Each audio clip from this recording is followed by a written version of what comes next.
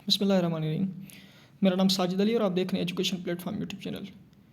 Shahpur Latif university Khairpur university की आज print test ली गई थी, यानी 11 तारीख को। तो उसमें जो सवालात पूछे गए थे, तो आज उसका थोड़ा जायज़ा लेंगे और किसने कौन से सही किए और कौन से सही गलत किए, तो ये भी पता चल जाएगा आपको। तो स्टार्ट करते हैं। The poem the character of happy life is written by. देखिए, मैंने एक अलहदा क्लिप बना के भेजी थी। उसमें जो पोएम के राइटर थे उनके नाम लिख के अपलोड किए थे, और पोएम और उसके राइटर्स के नाम और उनकी जो डेट ऑफ बर्थ थी और डेट ऑफ डिपार्चर थी, सारी मैंने लिखी थी। तो जिसने वो देखी होगी तो उसने सही किया होगा। तो उसका सही जवाब होगा sir Henry Wotton. Number 2, this man is free from servile hands of hope to rise और फियर टू फॉल और फेमस लाइन्स इन फ्राम। ये जो लाइन्स ली गई थी ये करेक्टर्स ऑफ हैप्पी लाइफ से ली गई थी। Number 3 sorry, William Wordsworth is a dash poet. तो विलियम वर्ड्सवर्थ जो थे वो क्लासिकल पोएट थे। Number 4, who is hero in counts revenge.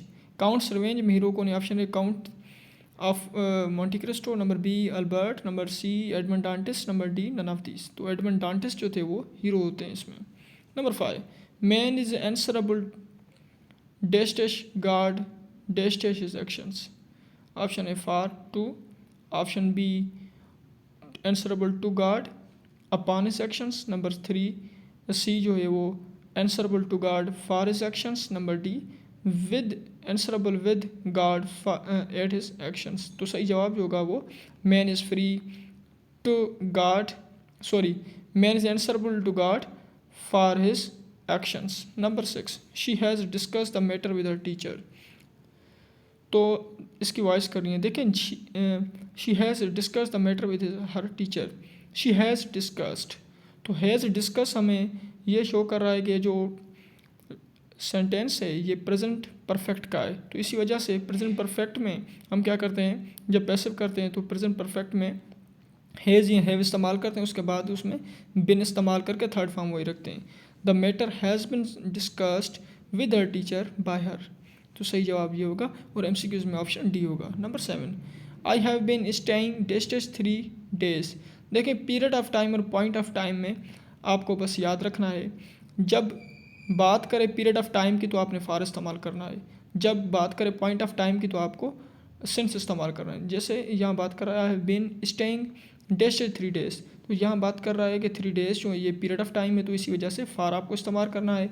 लेकिन अगर यही होता कि since I have been staying डेस्टेज 8 AM या PM, तो मैं यहाँ इंतज़ार कर रहा हूँ या यहाँ रह रहा हूँ 8 बजे से, तो आपको फिर यहाँ सिंस इस्तेमाल करनी थी। यानी बस आपको ये थोड़ा सा जहन में रखना है कि सिंस कहाँ इस्तेमाल करनी और फार कहाँ। For period of time, since point of time. Number 8, the poem Solitary Reaper is compose by. तो ये जो पोएम है सोलिटरी रीपर, ये किसने लिखा है? ये विलियम वर्ड्सवर्थ ने लिखा है। Number 9, from poem the 7 ages of man the fourth is. तो ये स्टेजेस में हमने पढ़ी थी और बार बार मैंने यही कहा था कि ये आपको जो स्टेजेस हैं ये आपको जहन में रखनी है। पहले इन्फांट, दूसरी स्कूल बॉय, तीसरी जो होती है वो लवर होती है, चौथी सोल्जर होती है। तो ऐसे आपको जहन में रखनी थी। नंबर 10, द पोएम अबू बिन एदम इज़ कम्पोज बाय। अबू बिन एदम जो पोएम था वो किसने लिखा था? वो ले हंट ने लिखा था। Number 11, the hero of novel Prisoner of Zenda is dash. Option A Rudolf Elphberg, option B Rudolf Rassendyll, option C Black Michael. तो हीरो कौन होता है? Rudolf Rassendyll. Number 12, she is not afraid dash death. Preposition की जो video upload की थी उसमें मैंने ये वर्ड दिया था एफ्रेड। एफ्रेड के बाद हमेशा जो प्रीपोजिशन लगती है वो ऑफ लगती है, तो इसी वजह से यहाँ सही जवाब जो होगा वो एफ्रेड ऑफ होगा। Number 13, where dash the car. और यहाँ क्या यूज़ करना है? करेक्ट वर्ब यूज़ करना है। देखें, ऑप्शन ए में कह रहा है where did you park the car, B में where did you parked the car, C में कह रहा है where parked you the car, और डी में कह रहा है where you parked the car. देखें, अगर यहाँ सेंटेंस को देखें तो वेयर इस्तेमाल हुआ है। सॉरी, मुझसे गलती ये हो गई है कि मैंने ये कार के बाद क्वेश्चन मार्क नहीं दी, मिस हो गई। Where dash dash the car, हाँ यहाँ जो है आपको क्वेश्चन मार्क दी गई है सेंटेंस में, वेयर इस्तेमाल हुआ है। हाँ सॉरी, अब जब हम बात करें where did you park, where के बाद जब हम डिड इस्तेमाल कर रहे हैं, यू पार्क यहाँ यानी पास्ट टेंस का सेंटेंस इस्तेमाल करें तो डिड के बाद हमने पार्क यहाँ इस्तेमाल किया है, तो यहाँ क्या है, फर्स्ट फॉर्म है। तो where did you park the car, ये सही जवाब होगा। Number 14, he said to me I was ill, उन्होंने मुझसे कहा कि वो बीमार है। तो he told me that he had been ill. अच्छा, यहाँ हैड बिन इस्तेमाल करने का मकसद क्या? देखें, आई वाज इल ये सेंटेंस किसका है, पास्ट सिंपल का है। तो जब हम पैसिव वॉइस करते हैं तो पास्ट टेंस को सॉरी नरेशन जब हम करते हैं तो इसको पास्ट टेंस को, पास्ट सिंपल टेंस को किस में चेंज करते हैं, पास्ट सिंपल को हम पास्ट परफेक्ट में करते हैं। तो इसी वजह से he told me that he had been ill. Number 15, the cell wall is present in all types of cells except, cell wall जो होती है सब सेलों में मौजूद होती है सिवाय किसके? Option A bacteria, option B fungi, option C plants, option D animal. देखें, बैक्टीरिया में पेप्टाइडो कौन की बनी हुई होती है सेल वॉल, फंजाई में काइटिन की बनी हुई होती है जो हार्डेस्ट होती है सब में से, प्लांट्स में जो होती है वो सेलुलोज की बनी हुई होती है। अब एनिमल्स की अगर बात करें तो उनमें सेल वॉल मौजूद नहीं होती। The study of animals with respect to their surrounding is called. देखें, ब्रांचेस की अगर बात करें जो अपलोड की थी वीडियोस, तो उसमें इकोलॉजी भी था, उसमें हमने रिलेशनशिप की बात की थी। जो रिलेशनशिप ऑर्गेनिजम्स का और उसके एनवायरनमेंट के साथ होता है तो उनको इकोलॉजी में स्टडी किया जाता है। Omnivorous animals drive their food from dash dash, omnivorous जो एनिमल्स होते हैं वो अपना फूड कहाँ से लेते हैं? Option A soil, option B plants, option C animals, option D plants and animals. अच्छा, ओमनीवोरस जो होते हैं, अब देखें हर्बीवोर जो होते हैं वो तो प्लांट्स खाते हैं, कार्निवोरस जो होते हैं वो गोश्तखोर होते हैं, गोश्त खाते हैं। ओमनीवोरस जो होते हैं वो प्लांट्स भी खाते हैं, एनिमल्स भी खाते हैं। इसी वजह से जो सही जवाब होगा वो डी होगा, एनिमल्स एंड प्लांट्स बोथ।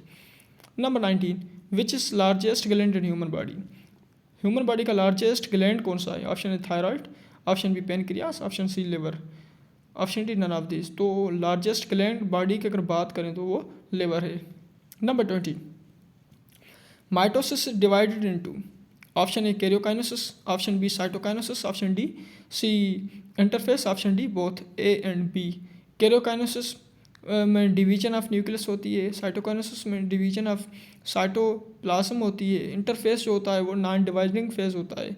तो इसी वजह से जो सही जवाब होगा यानी both A and B, karyokinesis भी होगी और साइटोकाइनेसिस भी होगी, किस में? इस माइटोसिस में। Number 24, enzymes are responsible for dash dash, for assembly of dash dash. Option A nucleic acid, option B protein, option C carbohydrate, option D all of this.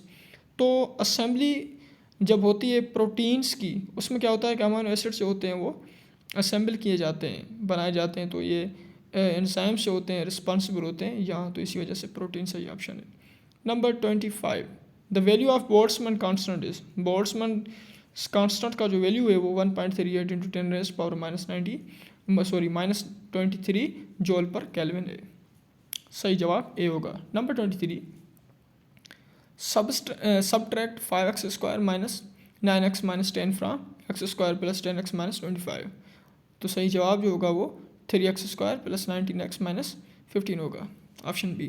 Number 24, reproduction is very important to the survival of dash dash. Option A species, option B bacteria, option C fungi, option D virus. देखें, viruses जो हैं इनकी species भी survive तब करेंगे जब reproduction होगी, fungi की स्पीशीज़ भी तब, फंजाई भी जो होगी वो तब सर्वाइव करेंगे जब रिप्रोडक्शन होगी, बैक्टीरिया भी तब जब रिप्रोडक्शन होगी। तो इसी वजह से सारी स्पीशीज़ जो होती हैं वो तब सर्वाइव करेंगे जब उनमें रिप्रोडक्शन होगी। जो सही जवाब जो होगा वो for the survival of species होगा। Number 25, chromosomes are present in, option A cytoplasm, option B vacuoles, option C nucleus, option D ribosomes. तो क्रोमोसोम्स कहाँ मौजूद होते हैं? ये न्यूक्लियस में मौजूद होते हैं। Number 26, the symbol of gold is, option A Hg, option B Ag, option C Mg, option D Au। तो सही जवाब होगा वो Au होगा। Number 27, the proton is present in nucleus of an atom, it was first discovered in 1920 by dash dash. Option A Niels Bohr, option B Rutherford, option C Goldhaber, option D none of this. देखें, Rutherford ने बताया था कि एक nucleus के दो parts होते हैं, एक न्यूक्लियर और दूसरा एक्स्ट्रा न्यूक्लियर। एक्स्ट्रा न्यूक्लियर में क्या होता है कि जो इलेक्ट्रॉन्स होते हैं वो शेल्स में या सर्कुलर पास होते हैं उसमें रिवॉल्व करते रहते हैं, और एक एक्स्ट्रा न्यूक्लियस जो पार्ट होता है वहाँ कंसनट्रेटेड होती है एक पॉजिटिव चीज़। तो 1919 में 1920 में ये रदरफोर्ड ने बताया कि ये प्रोटॉन है। Number 28, the most abundant element in universe. देखिए यूनिवर्स की अगर बात करें तो मोस्ट अबंडेंट एलिमेंट जो होगा वो क्या होगा, हाइड्रोजन होगा। बताया था कि स्टार जो होते हैं मोस्टली या सन की अगर बात करें तो वो लार्जली कंपोज्ड ऑफ हाइड्रोजन, तो इसी वजह से अगर यूनिवर्स की बात करें तो हाइड्रोजन जो है वो मोस्ट अबंडेंट एलिमेंट है। लेकिन अर्थ क्रस्ट की अगर बात करें तो वो ऑक्सीजन सही जवाब है। Number 29, the substance which increase the rate of chemical reaction. जो रेट ऑफ केमिकल रिएक्शन, देखिए यहाँ केमिकल रिएक्शन की बात कर रहा है, तो जो रेट ऑफ केमिकल रिएक्शन की रेट को इंक्रीज करे तो उसे हम कैटालिस्ट कहते हैं। Number 30, which of the following is most active chemically. Chemically most active कौन होता है, तो वो फ्लोरीन होती है। Number 31, which particle has negative charge. कौन से पार्टिकल की नेगेटिव चार्ज होती है। Option A positron, option B neutron, option C proton, option D electron. तो इलेक्ट्रॉन की नेगेटिव चार्ज होती है। Number 32, what is essential for formation of haemoglobin. Haemoglobin के फॉर्मेशन के लिए क्या एसेंशियल होता है। Option A calcium, option B iron, option C water, option D carbohydrates. तो सही जवाब जो होगा वो आयरन होगा, क्योंकि हीमोग्लोबिन खुद जो है वो एक आयरन प्रोटीन है। Number 33, severe deficiency of vitamin D results in. ये भी हमने पढ़ा था कि कौन सी विटामिन की कमी की वजह से क्या मसला होता है बॉडी में, तो सही जवाब जो होगा वो रिकेट्स होगा। तो होपफुली आपने वो वीडियोस देखी होगी, आपकी प्रिपरेशन इतनी अच्छी होगी कि आपने इजीली ये पिकअप कर लिए होंगे MCQs. Number 34, ozone layer protects earth from dash radiations from the sun. Microwave, infrared, x-rays या अल्ट्रावायलेट। देखिए इंफ्रारेड रेडिएशंस भी आती हैं ज़मीन पर, लेकिन जो हमें प्रोटेक्ट करता है ये ओजोन लेयर, वो हमें अल्ट्रावायलेट रेडिएशन से प्रोटेक्ट करता है। Number 35, the country situated in north west of Pakistan. North west of Pakistan में जो कंट्री मौजूद है वाकई है वो अफगानिस्तान है। Number 36, the constitution of 1962 converted Pakistan into parliamentary democracy या प्रेसिडेंटल फॉर्म ऑफ गवर्नमेंट। तो ये बहुत प्रेसिडेंट फॉर्म ऑफ गवर्नमेंट में भी और पार्लियामेंट्री डेमोक्रेसी में। लेकिन फिर भी अगर किसी के पास इंफॉर्मेशन हो या कुछ और इसके बारे में जानता हो तो वो आगाही देते मुझे कमेंट सेक्शन में बता सकता है। Number 37, when Pakistan won world cup of 19 world cup cricket world cup sorry Pakistan cricket world cup कब जीता, तो एक ही जीता है पाकिस्तान ने ये वर्ल्ड कप वनडे वाला, तो ये 1992 में, ये इमरान खान जब कैप्टन थे। Number 38, the hottest planet is. Hottest जो प्लानट है वो कौन सा है, वीनस है। Number 39, covid epidemic first started in. तो ये कोविड-19 कहाँ से स्टार्ट हुआ, ये वुहान से स्टार्ट हुआ था, यानी चाइना का एक शहर था। नंबर 40, द लार्जेस्ट सूरा ऑफ होली कुरान। होली कुरान की जो लार्जेस्ट सूरा है वो कौन सी है, सूरा बकरा है, और जो शॉर्टेस्ट सूरा है वो कौन सी है, सूरा कौसर है। द लास्ट सूरा of holy Quran is, Quran पाक की जो लास्ट सूरा है वो कौन सी है, सूरा नास। सूरा नास सॉरी सही। नंबर 42, नमाज बिकेम ऑब्लिगेटरियन। नमाज कब जो फ़र्ज़ हुई थी, ये भी हमने पढ़ा था। तो नमाज कब फ़र्ज़ हुई थी, नमाज जो फ़र्ज़ हुई थी वो पहली हिजरी में हुई थी। Number 43, who is called compiler of holy Quran. जामिउल कुरान किससे कहा जाता है, तो जामिउल कुरान हज़रत उस्मान को कहा जाता है। Number 44, battle of Badr was fought on 17 Ramzan 8 कौन सी हिजरी में हुई थी। देखें हमने गज़वे पढ़े थे, पहला विदन या अबवा, दूसरा बदर जो दूसरी हिजरी में हुआ था, और तीसरा जो था उहद था, चौथा रजी, ये हमने सब पढ़े थे, इस्लामियात में हमने डिस्कस किए थे। और उसके बाद अगर बात करें 45, सिंधी बोली जो रस्मुल ख़त कड़वा है, तो सिंधी ज़बान का जो रस्मुल ख़त है वो कौन सा है, अरबी है। नंबर 46, शाह साहब जो वालिद साहब जो नालो छा है, शाह साहब शाह अब्दुल लतीफ़ भटाई के जो वाल साहब थे उनका नाम क्या था, तो उनका नाम जो था वो शाह हबीब था। नंबर 47, टालपुर दौर जो है शायर कड़वा है, टालपुरों को जो दौर था, ज़माना था, डायनेस्टी थी, उनका जो अहम शायर था वो कौन था, काजी काजन था। नंबर 48, शायर मशरिक़ कौन से शायर हैं, शायर मशरिक़ किसको कहा जाता है, तो ये अल्लामा इकबाल को कहा जाता है। नंबर 49, नज़्म अदबी नामा किसकी तख्लीक है, तो ये रिपीट हुआ है MCQs। नज़्म अदबी नामा जो है वे अल्ताफ़ हुसैन हाली की तख्लीक है। नंबर 50 मिर्ज़ा गालिब की वजह शोहरत क्या है? तो मिर्ज़ा गालिब जो थे वो गज़ल और शायर लेखक थे, ये उसकी वजह से मशहूर थे।